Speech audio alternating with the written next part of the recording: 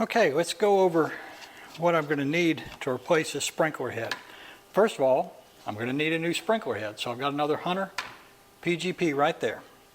Now, when you get these new, they don't have the nozzle installed, and Hunter makes this little clip that makes installing nozzles much, much easier. Just going to push this up. The spring on these things is really strong. Put that clip on there, and now it holds the head up and makes it very easy to install the new nozzle. So I put in a 2 gallon per minute nozzle. That's what I use in all my sprinkler stations. And I've run the screw down until it overlaps the nozzle. Otherwise, it'll spit this new nozzle out the first time you turn the water on. So I've got my new PGP all ready to go here. I'm going to remove that clip. And it is tough. These things are hard to raise up, and these clips go on there really tight. There we go. So that's ready to go. I won't be needing that again. Next thing is the sprinkler head I'm replacing is several inches below the soil surface.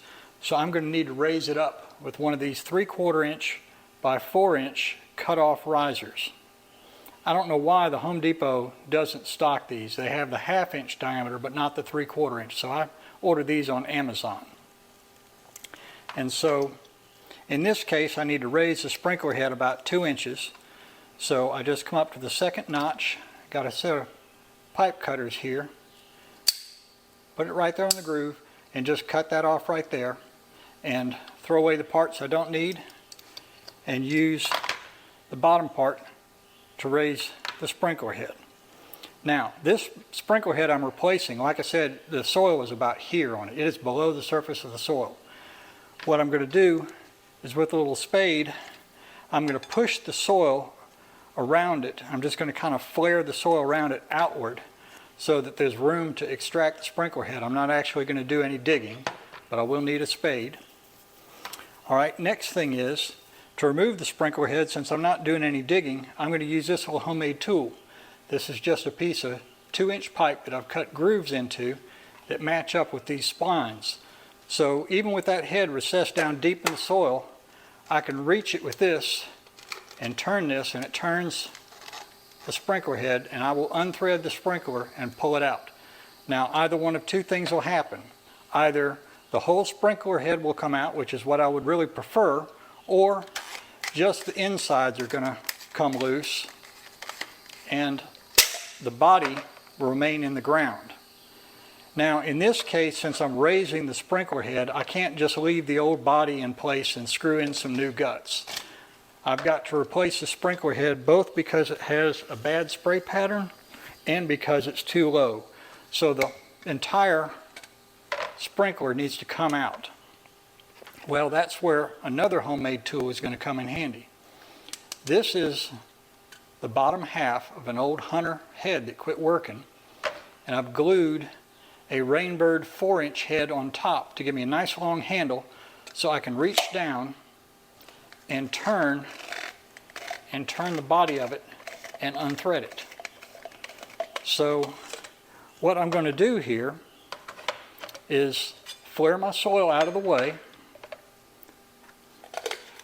remove the sprinkler, whether I get just the guts of it or whether I get the whole thing. If I have to, I'll use my second tool, get the whole thing out of the ground. Okay, I'm going to take the new body, I'm going to thread my riser onto it. I'm going to thread this down onto the nipple that's already in the dirt.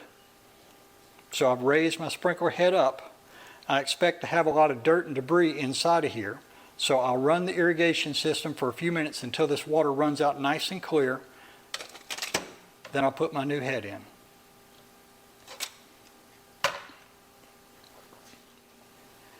Now when you get a new Hunter PGP head, you're going to get a set of instructions. You're going to get a little multi-tool, and you'll get a little rack with different sized nozzles on it. Now some places you buy these online, they're going to give you just the bare sprinkler head without any of these things, but most of them that I buy at the home centers come with all of these. Now the PGP comes set from the factory with a 180-degree sweep, which in this place where I'm going to use this is exactly what I need. So you turn that all the way to the left. You see where the arrow is? Turn all the way to the right. You can see that it's set for 180-degree sweep. Now remember, on this head, the right side is fixed and the left side is adjustable. So I'm going to thread this in, and now that I've got it turned all the way to the right, I know where that stop is, I'm going to get this right side even with my driveway. And then I'm going to run it and see, do I need 185 degrees? Do I need 175 degrees? I may have to adjust the sweep slightly. To do that, insert the tool into this slot, and you turn it to the left for less sweep, you turn it to the right for more sweep.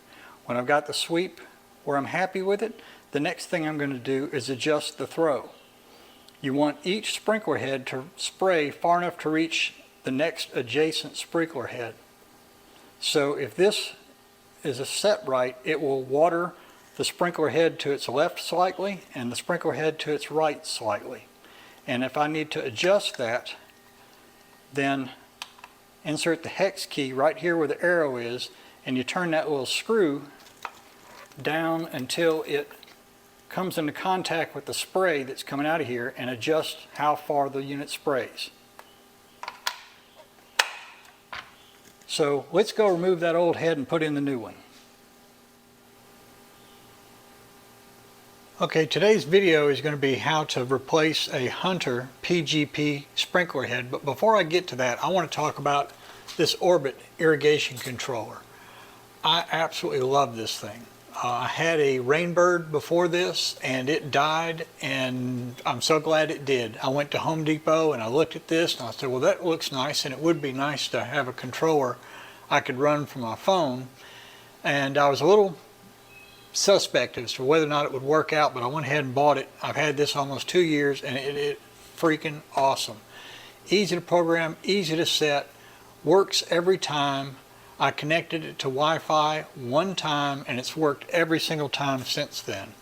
My favorite part though is the app. I can do anything I can do here at the control panel. I can program here, but mostly what I end up using it for is I turn the entire system on and off seasonally, and I can put in rain delays if need be. Although this does a pretty good job, it knows your local weather and will control the irrigation system accordingly. But the other thing I love it for is being able to manually turn a particular zone on for a few minutes to help you locate a head. And that's what I'm going to do now. Is I've got a sprinkler head that is so deep I can't seem to locate it, so I'll just run a zone. I'm going to run zone 2 for 10 minutes. And there we go. So I'm going to go mark that sprinkler head now. Okay, so the sprinklers in zone 2 are running. You can see those two are fine, but this one over here is just a little too deep. There it is. It's several inches below the surface of the soil. Now if this sprinkler head weren't buried, if it was at the right level, this would be an easy task, but since it's buried, this is going to be a little bit of a challenge. I'm going to see if I can get this out without actually digging. I'm just going to try to push the sod around it back just a little bit, just making a hole here big enough to actually extract the sprinkler head. And this thing's down about 3 or 4 inches too deep. Oh, and it looks like there's an ant bed nearby too, so this is going to be fun.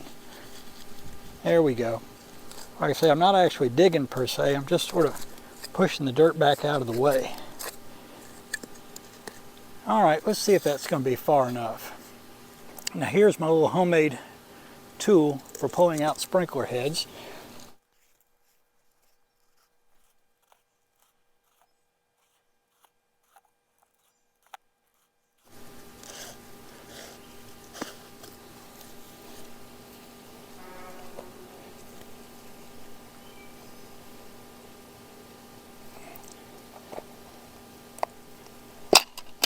Okay, well, I got the insides.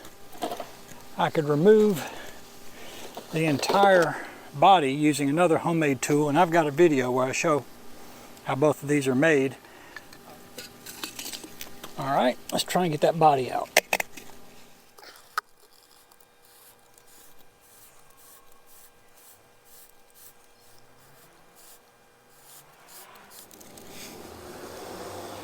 And there we go. I did a perfect install of the new sprinkler head, and then I find out the phone quit recording because it got overheated. So I'm going to walk you through what the phone missed recording. You did see me extract the old sprinkler head, the guts, and the body. So what I did next was opened up my new sprinkler. I used a pipe cutter to cut off my riser to about 2 inches. I thread the riser onto the new body. I thread that down onto the pipe underground. Now a lot of debris fell into that hole when I pulled out the old sprinkler head. So I ran the irrigation system with the new body in place until this water ran out clear. Then I inserted the guts, tightened everything up, making sure that the arrow is pointing to the right where I want it. When you buy a new Hunter PGP irrigation head, they're preset from the factory to cover a 180-degree sweep. And the right side is fixed, the left side is adjustable. So when you thread one of these in, turn it all the way to the left, turn all the way to the right, and make sure that arrow ends up pretty close to where you want it before you start making any adjustments. So let's get this one adjusted now. So I'm going to run the system now and check the left to right sweep and see if that's where I want it, and I'm going to adjust the throw. Now I'm doing this in the middle of the day and water pressure tends to be a little bit lower. Normally when this system runs, it's running at 3 or 4 or 5 o'clock in the morning, and it should throw a little bit further than it does right now. So if I adjust it and it looks like it's coming up a little short, I'll check it again off peak demand hours and see if it's about where I need it to be. There we go. Yeah, a little bit of dirt still in there, but it's spraying fine. And you don't have to stand here and wait for this thing to slowly go all the way around. You can turn it, once it's moving in one direction, you can go ahead and rotate it to the stop. Now that it's going this way, I can swing it all the way here. That's actually a little too far, so let's try that. That's a little short, probably need another 5 or 6 degrees on that side. That's a little long, we're just going to turn this a little bit. That's pretty close right there. All right, it's doing pretty good. The right side is right where I want it to be. The left side, I'd rather err on the side of having it put a little water on the driveway than come up short. So I'm going to insert the key here.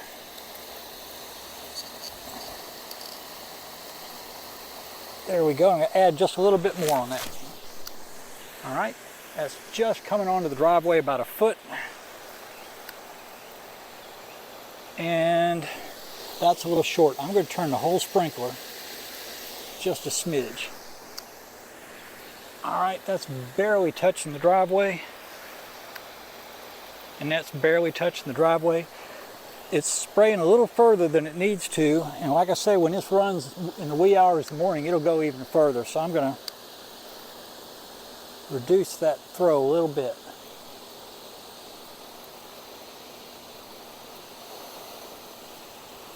Let's see how that does.